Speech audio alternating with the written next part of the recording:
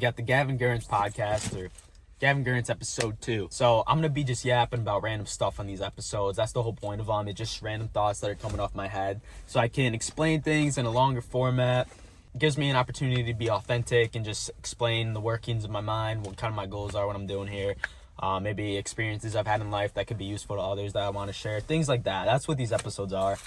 So it could be anything. It could be a podcast. It could be just like a random vlog. Like I could make anything. I don't know. But today I'm going to be talking about really what I'm focusing on in my head during the day, okay? During the day, there's so much noise and clutter going on in my head, and I'm always trying to sort it out and figure out how to work my brain in the most efficient way possible, okay? And I'm really trying to focus on like how I'm the most efficient, how I get the most things done, how I'm the most creative, focusing on all sorts of these things. That's what I'm focused on every single day, and I'm focused on how can I ultimately reach my fullest potential so I can give back the most to everyone else in the world, so I can help as many people as I can through my words, my messages, and what I can say and how I can convey them and how I can talk about my own life experiences and then help other people out.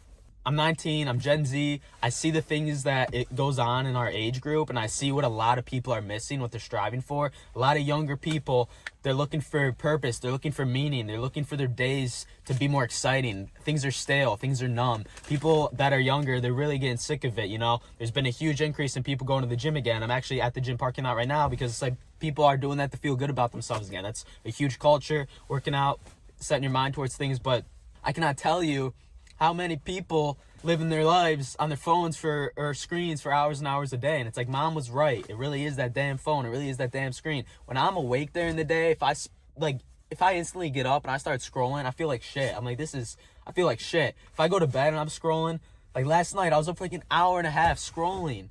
I hate it. I'm a victim of it. That's why I'm trying to spread awareness about it, to live life, to experience life, because I've struggled with that. So I want to give back. I want to record the process, the journey of loving life, trying to get the most out of it, and ultimately being the best person I can be to others, to myself, and to God, okay?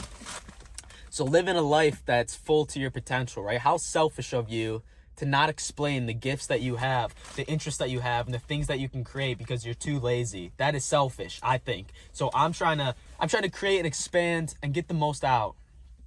All right? So how am I creating? How am I getting stuff out? I'm getting stuff out via making these videos, making these talks. I used to be scared to sit in front of a camera and post myself online, but it's like, no, I feel I could give back to people. I could get a lot of ideas out, so that's why I'm doing this. Making music. I had an interest to make music, and that's what I'm doing. I'm putting it out there.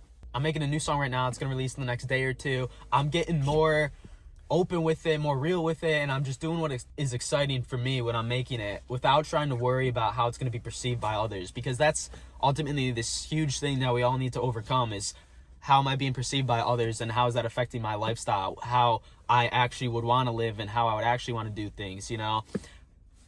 That's what all this is. I'm trying to record that process, and so you can have the most interesting, the most enjoyable life possible, okay? So with the music, a few of my influences that have been influencing what kind of music I'm making, the sound, the style, the writing, all sorts of things, is Korn, 9 Inch Nails, Mac Miller, Kanye West, Kendrick Lamar a little bit, J. Cole a little bit, some jazz musicians like Duke Ellington, what else? Pink Floyd, he's in there, Alice in Chains. These are some of the Led Zeppelin. These are some of like the big bands that I've grown up on, that I've listened to a lot, artists that I've listened to a lot, that are influencing the sound. Because if you listen to my music, it's like, who is this guy? Where's he coming from?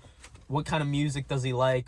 You know, knowing who I listen to can really help to kind of see, oh, that's why it sounds like this. That's why his writing sounds like this. His flow sound like this. His editing sounds like this. So yeah, 9 Inch Nails, they're a huge one. Super alternative. I love the grungy, industrial sounds that he uses throughout his albums and throughout his work. Then you got Korn. I love heavy metal. I love Korn. I saw them live actually before.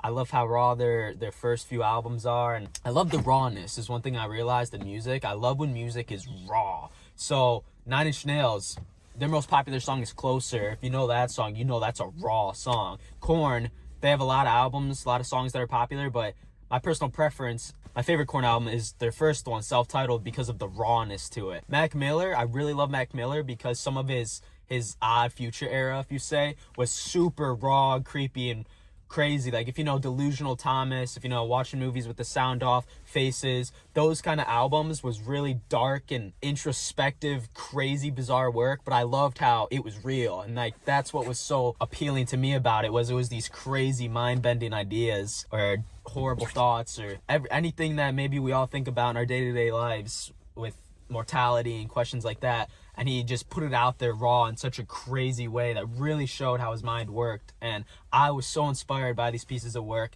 as well as other ones. But I feel like those ones called to me more because of, I think it takes more vulnerability and more confidence to make something that's touching on your dark and crazy thoughts rather than like your positive or happy ones. Because making music's already a vulnerable thing you're doing. You're sitting down and you're taking, me and making it into a physical thing you like listen to. You're taking your sound, your style, and you're turning it into singing and writing and rapping. It's very vulnerable. But to do it on things that you would be ashamed of and not want to talk about, because that's common. You don't want to talk about if you're doing bad. You don't want to talk about if you have suicidal thoughts, if you're dealing with drugs. You don't want to talk about stuff like that. So to be able to take all those crazy thoughts and put it out there in such a raw and vulnerable way, seeming like it was shameless without shame, that was so cultivating to me, because I have those higher highs but also lower lows. So it's like I'm trying to capture all of that and put it in the work. And it's a lot. It's confusing, especially when you're new and you're trying to figure out your sound and style. But I feel like I owe it to myself, to God, and the viewers. I'd say God first. I want to clarify that. God first, because sometimes my faith goes up and down, trusting in Him, maybe believing in myself more than believing in Him. And you got to be humble. I was told that before by an ex-girlfriend, she said, gotta let your ego down and be humble, because I thought that maybe I needed an ego if I'm going after this goal and dream to gain a large audience, to get music that's heard by millions of people, to get views that are heard by that are seen by millions of people.